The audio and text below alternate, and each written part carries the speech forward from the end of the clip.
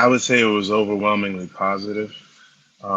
It was really interesting too because I mean it definitely struck a nerve. I think a lot of people felt seen and appreciated our incorporation of the pandemic regarding COVID-19 and the social unrest that's happening in the country regarding Black Lives Matter.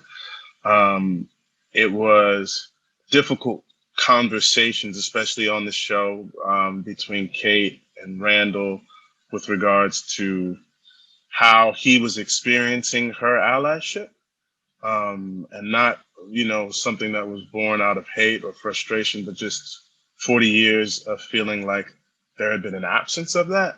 And now it was happening all of a sudden.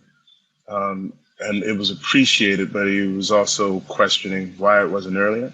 And it was really interesting because that scene in particular, I would say, struck a huge chord with a lot of the audience, positively, negatively, um, because it was confrontational, and it was uncomfortable. And I think it's sort of exactly representative of like how difficult it is for people of different cultures and racial backgrounds to address these things in a head-on way. Discussions of racism are difficult. They will strike a nerve. And I was actually overall encouraged by both the positive and not positive comments. I won't even call them negative, but not positive comments, because that nerve, I think, was exactly what we were trying to strike.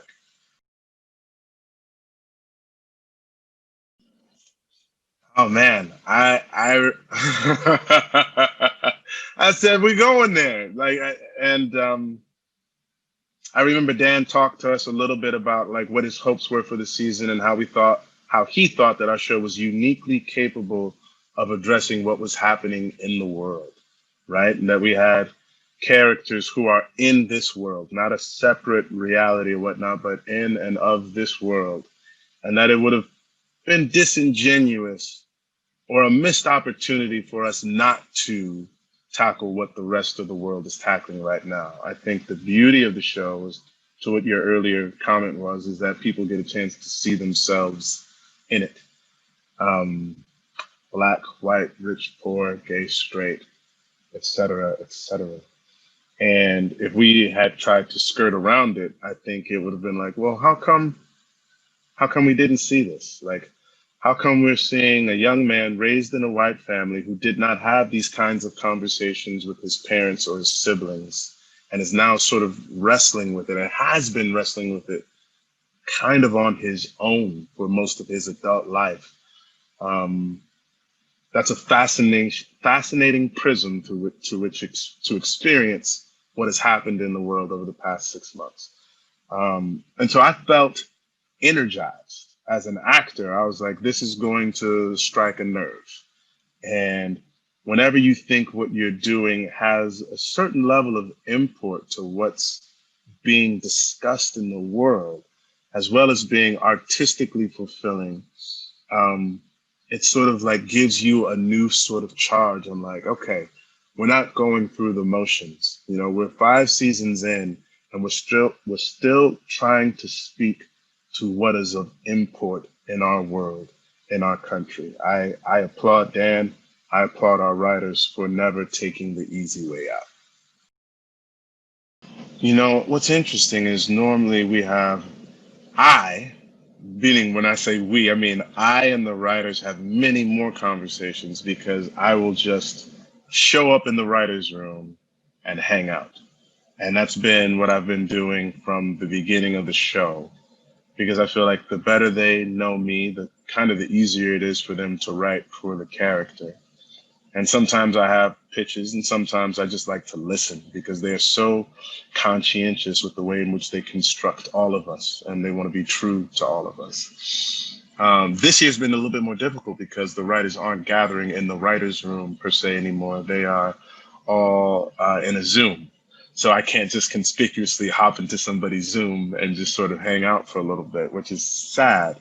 But there's still conversations. Dan, I I don't want this to sound like weird or whatever, but like I consider him to be a friend. and I love him very much. And sometimes I just drop him a text to tell him about the show, to tell him about something that's transpired in my life or something that I think might be of consequence to explore in our show. And he will hit me up just to check in. And I think he does that with all of the writers, and all of the other actors on the show. He's been such a wonderful showrunner in terms of establishing an authentic rapport of everyone in the cast, so that I think he recognizes that it makes it easier for him to do his job. He can write for us in a way that feels authentic. I remember one time, and this was in season 1, he said, I write things for you and I feel like I can hear how you're going to say them. And then there are times in which you do it different and it's better in the way than I thought it was going to come out. Right. But I think he's always trying to find that perfect synthesis of like, I think he's going to like saying it just like that. Right. So the conversations are there.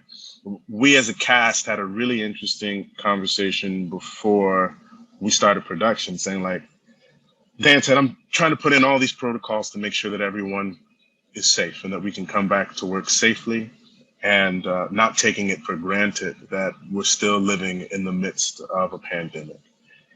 And he said, it's kind of going to be up to you guys now at this point in time, whether or not you feel safe. And the rest of the cast talked it through in terms of what they felt as if they needed to feel safe and how important the show was to them and how eager they were to get back to work. And ultimately we decided like, yeah, we want to do season 5. It's important to us. And then you show up at work and you see the level of precaution that has been taking place to make sure that we can move through this as safely as possible. And you know you're in good hands. I share stories all the time, whether it's with Dan or with K.O. Yegun or any of the other writers on the show. And they have a way of like little pieces of them will incorporate themselves into our show. And then sometimes they won't. But I know that we have people who are looking out for us in our best interest. And when I read the scripts, I can also give other input. And most of the time, by the time I get to that second draft, there may be little things in the first draft, the white pages, but by the time the blue pages come, it's like, let's go, let's do this. You know, I've been on other shows in the past where you're getting to like double white, double blue, double pink, salmon pages, etc. But by the time we get to the blue, there may be a pink draft. And so it goes white, blue, pink, just for anybody who doesn't know in terms of the drafts of the show. We hardly ever make it past the pink. The writing is very, very good, and we have been spoiled.